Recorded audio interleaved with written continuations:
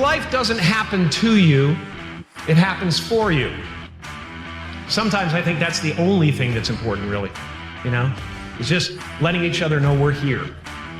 Reminding each other that we're part of a larger self.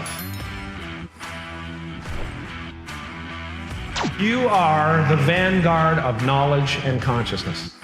A new wave in a vast ocean of possibilities.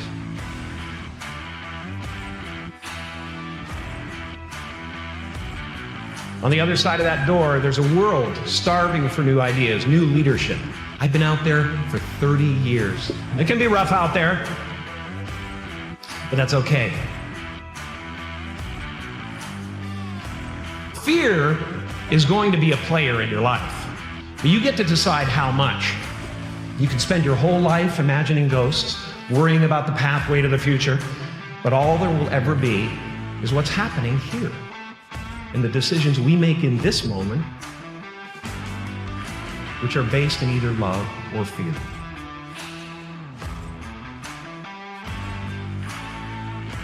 So many of us choose our path out of fear disguised as practicality. What we really want seems impossibly out of reach and ridiculous to expect, so we never dare to ask the universe for it. I'm saying, I'm the proof that you can ask the universe for it.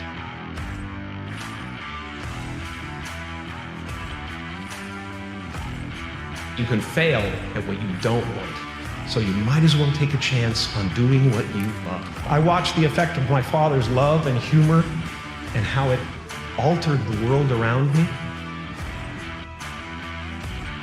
And I thought, that's something to do. That's something worth my time.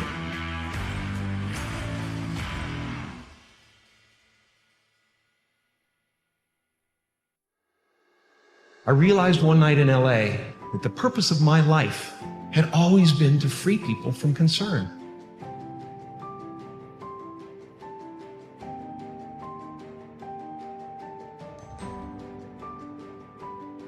How will you serve the world? What do they need that your talent can provide? That's all you have to figure out. The effect you have on others is the most valuable currency there is. Don't let anything stand in the way of the light that shines through this form. Risk being seen in all of your glory. I've often said that I wished people could realize all their dreams and wealth and fame, and so that they could see that it's not where you're going to find your sense of completion.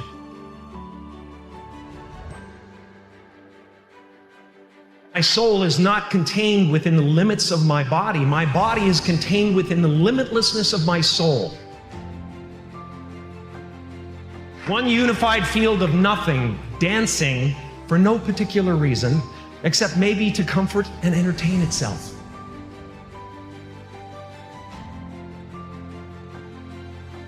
The imagination is always manufacturing scenarios, both good and bad, and the ego tries to keep you trapped in the multiplex of the mind.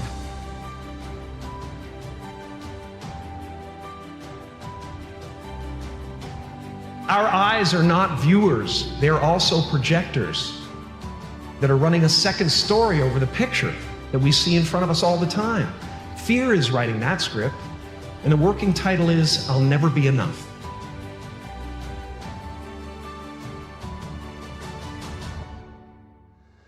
No matter what you gain, ego will not let you rest. It will tell you that you cannot stop until you've left an indelible mark on the earth, until you've achieved immortality. Relax and dream up a good life. It's just about letting the universe know what you want and working toward it while letting go of how it comes to pass.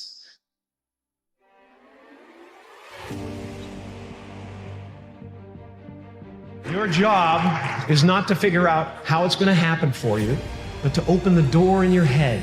And when the door opens in real life, just walk through it.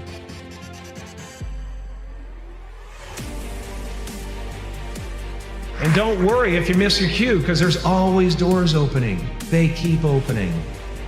Take a chance on faith. Not religion, but faith. Not hope, but faith. I don't believe in hope. Hope is a beggar. Hope walks through the fire and faith leaps over it. You are ready and able to do beautiful things in this world. It's our intention. Our intention is everything. Nothing happens on this planet without it. Not one single thing has ever been accomplished without intention. I was a little kid, and I would sit there and I would try to figure out what it meant, what it was all about. Why are we here? What is this? And one day I read something from Buddha that said that all spirituality is about relieving suffering. There are generations growing up right now who are learning to lie. The lying is okay, that you're supposed to hate half the country. You've got to get back to a place where we realize that a vote is not who you are. What we're doing, why we're building these abstract scaffoldings of who we are. You know, I'm a Canadian American, and I'm this, and I'm that, and I'm a Catholic, and I'm that, and it's all abstract stuff.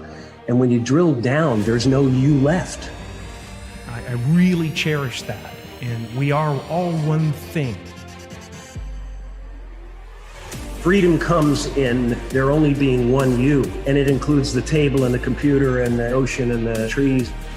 We try to breathe without them, you know, and we can't. I was in my studio painting in New York one time. I took a walk for a couple of blocks and I found this wonderful little park where these guys were playing soccer. Watched these guys play soccer. I watched this guy chasing the ball. And I went, that's it. I was compelled by that guy who was so involved with getting the ball. All sports work, you know, all art works on the same level, and that is presence. Meisner, one of the tenets of his technique is that if you are actually interested in what you're doing, you'll be interesting to watch. And that's why we watch babies, because they discover things for the first time.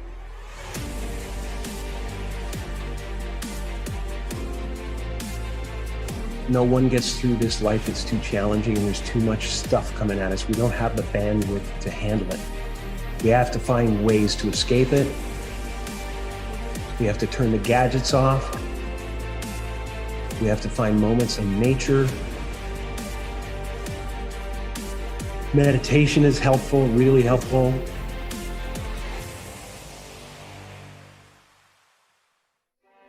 Anything that doesn't work out, I always think of as this is the way it was supposed to be. That's the way it was supposed to happen, because there's something bigger down the road.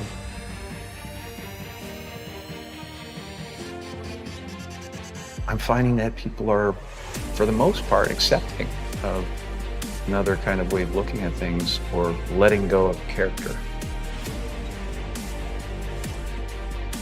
I do believe in manifestation, the power of that kind of stuff, but I don't believe that any of it matters. You know, this mattering is, to me, a human construct, born out of a need, the same need as you have to have, you know, deities and things like that.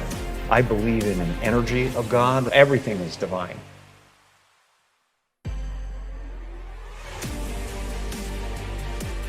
It's been a part of the evolution of ego, is to spend your first half of your life acquiring and adding, thinking you can add to yourself. And it looks great when you got a cool car and you got good, nice clothes, and you've done something that people admire. But it can never fulfill you. You can never be happy. You know what I mean? It's not where happiness comes from.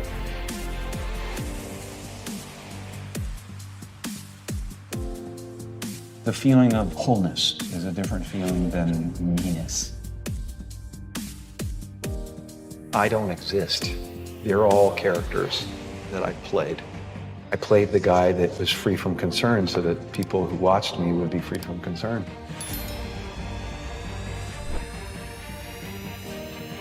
I'm not trying to tell the people how to live their lives. I'm just having fun trying to transmit that to the audience and trying to get people to feel that.